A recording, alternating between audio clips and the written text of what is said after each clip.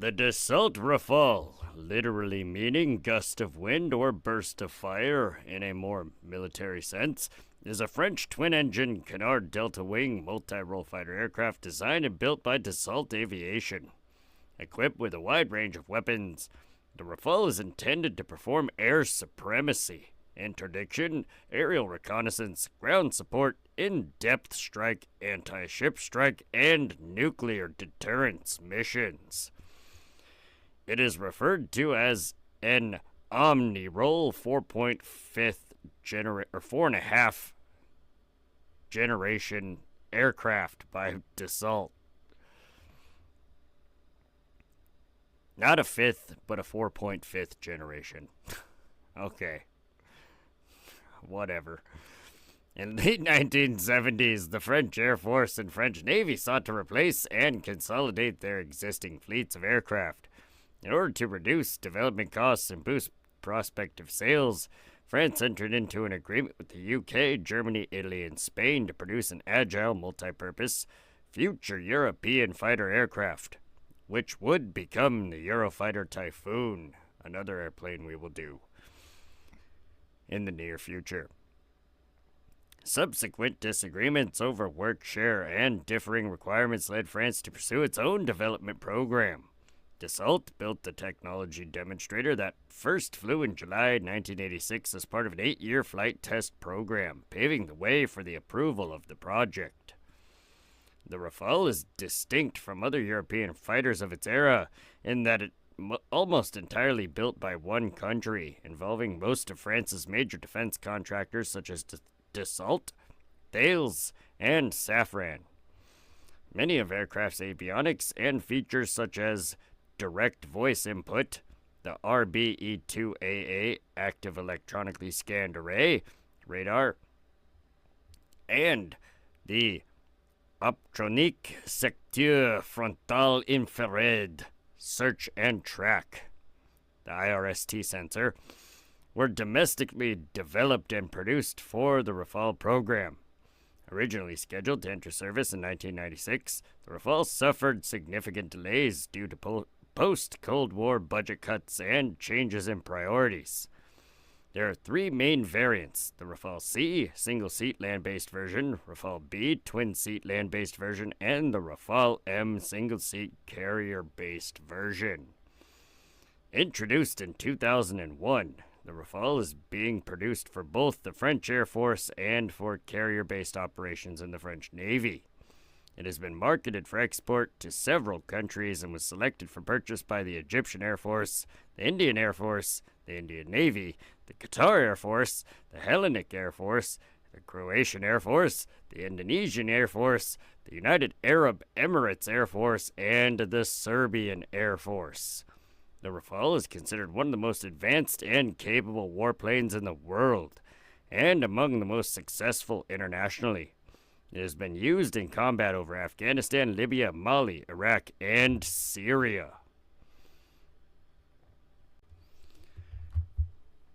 In the mid-1970s, the French Air Force and French Navy had separate requirements for a new generation of fighters to replace those in or about to enter service. Because their requirements were similar, and to reduce cost, both services issued a common request for proposal.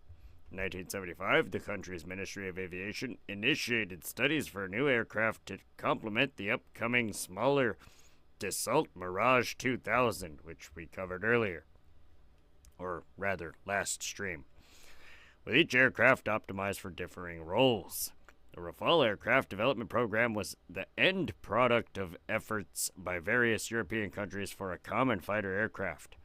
In 1979, Dassault Breguet joined the MBBAE European Collaborative Fighter Project, which was renamed the European Combat Aircraft, ECA. The company contributed the aerodynamic layout of a prospective twin-engine single-seat fighter. However, the project collapsed in 1981 due to differing operational requirements of each partner country. In 1983, the, quote, Future European Fighter Aircraft, end quote, FIFA, program was initiated. bringing together France, Italy, Spain, West Germany, and the United Kingdom to jointly develop a new fighter. Although the latter three had their own aircraft developments, French officials envisioned a lightweight multi-role aircraft that, in addition to fulfilling both Air Force and naval roles, it was believed would be attractive on the export fighter market. This was in contrast to the British requirement for a heavy long-range interceptor. France also demanded a lead role with commensurate technological and industrial primacy, whereas the other countries were accepting of a more egalitarian program structure. There was little common ground between France and the other members of this project, but by 1983, the five countries had agreed on a European staff target for a future fighter. Nevertheless, differences persisted, and so France withdrew from the multilateral talks in July 1985 to preserve the technological independence of its fighter aircraft industry. West Germany, the UK, and Italy opted out and established new European fighter aircraft program. In Turin, on the 2nd of August 1985, West Germany, the UK, and Italy agreed to go ahead with the EFA and confirmed that France, along with Spain, had chosen not to proceed as members of the project. Despite pressure from France, Spain rejoined the EFA project in early September 1985. The four-nation project eventually resulted in Eurofighter Typhoon's development. In France, the government proceeded with its own program. The Ministry of Defense required an aircraft capable of air-to-air, air-to-ground, all-day, and adverse weather operations. As France was the sole developer of the Rafale's airframe, avionics, propulsion system, and armament, the result aircraft was to replace a multitude of aircraft in the French armed forces.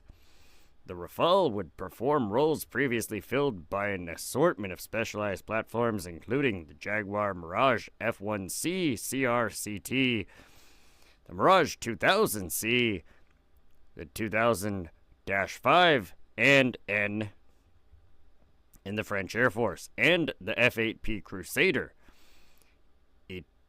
Itinerd IVP and Itinerd M, and the Super Itinerd in the French naval aviation. At the same time as the multinational talks were occurring, Dassault Rafale had been busy designing an Avion de Combat Experimental, ACX. During the late 1978, prior to France joining the ECA, Dassault received contracts for the development of Project ACT-92, Avion de Combat Tactique, meaning Tactical Combat Airplane. The following year, the National Office for Aviation Studies and Research began studying the possible configuration of the new fighter under the code name Rapace, Bird of Prey. By March 1980, the number of configurations had been narrowed down to 4, 2 of which had a combination of canards, delta wing, and a single vertical tail fin. The ACX project was given political impetus and, with French government, awarded a contract for 2, later reduced to 1. Technology demonstrator aircraft on the 13th of April 1983. The government and industry would each provide half of the development cost, with first flight take place in 1986. At the time, there was no guarantee that the efforts would result in a full-scale development program, and the aircraft remained a purely proof-of-concept, quote-unquote, test vehicle. In an early effort to harmonize design specifics with requirements of other countries while collaboration talks were being held, Dassault seized the ACX aircraft in the 9.5-ton range. After France decided to pull out of the multilateral talks, designers focused on a more compact size as specified by the Air Force. The ACX program was renamed Rafale in April 1985. Construction of the Rafale A technology demonstrator started in 1984. Had a length of 15.8 meters or 52 feet, a wingspan of 11 meters, 36 feet, and a 9.5 T or 21,000 pounds empty weight. The austere aircraft lacked in major subsystems and had minimal cockpit systems and fly-by-wire control system for the validation of the design's basic airframe engine layout. The company desired to use the Rafale A to continue the company's approach to risk reduction through incremental improvement and to test aerodynamically unstable delta-wing canard configurations.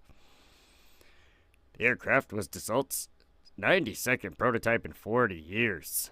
At the time of its construction, the aircraft had two 68.8 kilonewton General Electric F404 engines that were then in service with the FA-18 Hornet. Pending the availability of the Snecma M88 turbofan engines, it was rolled out in December 1985 at St. Cloud, and on the 4th of July 1986 made its first flight from the company's Istres test facility in southern France, piloted by Guy Mitau Merard. During the 1-hour flight, the aircraft reached an altitude of 11,000 meters or 36,000 feet and a top speed of Mach 1.3. The aircraft participated in the Farnborough Air Show the following month. It also participated in an intensive test flight program that saw it stimulate the Air Force and naval operations. The test vehicle flew approaches to carrier Clemenceau, also tested for coordination with Foch. By 1987, the aircraft had been flown by Air Force, Navy, and CEV test pilots. Its port side F404 engine was replaced with the 72.9 kilonewton M88 in the early 90s. And the aircraft flew under the updated power plant configuration in May 1990. The aircraft thereafter attained a speed of Mach 1.4 without the use of engine reheat, thereby demonstrating supercruise. The Rafale A was used until January 1994 and was retired after 867 sorties. The early successful demonstration program increased French industry and government confidence in the viability of a full-scale development program for the Rafale. In June 1987, French Prime Minister Jacques Chirac declared that the government would proceed with the project. A contract for 4 pre-production aircraft, 1 Rafale C, 2 Rafale Ms, and 1 Rafale B, was awarded on the 21st of April 1988 for a test validation program. There was nevertheless government uncertainty in the program, and it was expected to cost some 120 billion French monies in total development and procurement cost. Prime Minister Michael Ricard was concerned about the state of the project and the failure of the previous government to secure cooperation with other countries, but stated that, quote, "It is inconceivable that we should not be able to build the weapons necessary for our independence," end quote. France had earlier entered unsuccessful talks with Belgium, Denmark, the Netherlands, Norway about the possible collaboration on the project.